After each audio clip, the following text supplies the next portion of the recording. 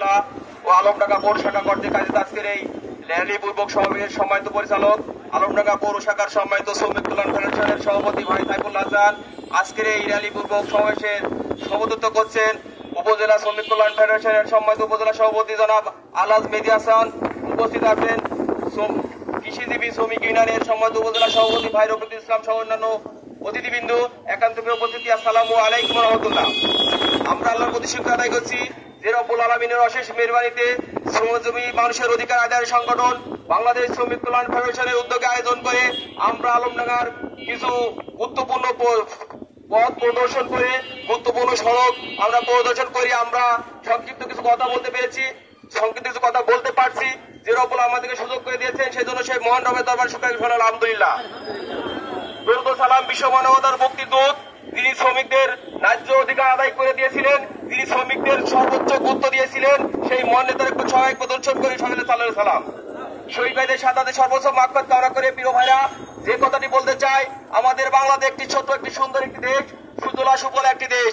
এই দেশে জনগণের অভাব নাই, এই দেশে মানব গোষ্ঠীর অভাব নাই, কিন্তু আসলে সততার অভাবের কারণে আজকে আমাদের যেসব দেশে যে শ্রমিক আছে এই শ্রমিকগুলা বিদেশে তারা পালিয়ে যাওয়ায়।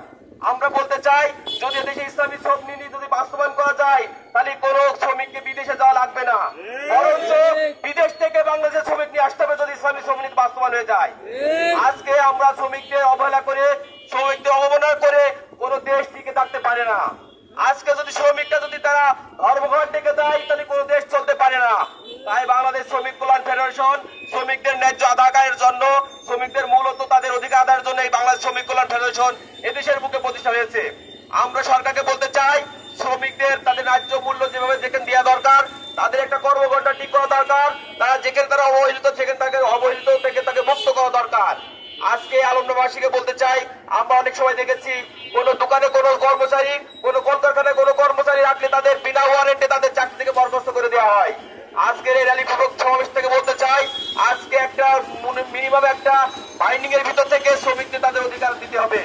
তাই আসুন আমরা আজকের এই র্যালি আজকে শুধু বাংলাদেশে নাই সারা বিশ্বে আজকে এই শ্রমিক কল্যাণ তথা এই মে দিবস পালিত হচ্ছে।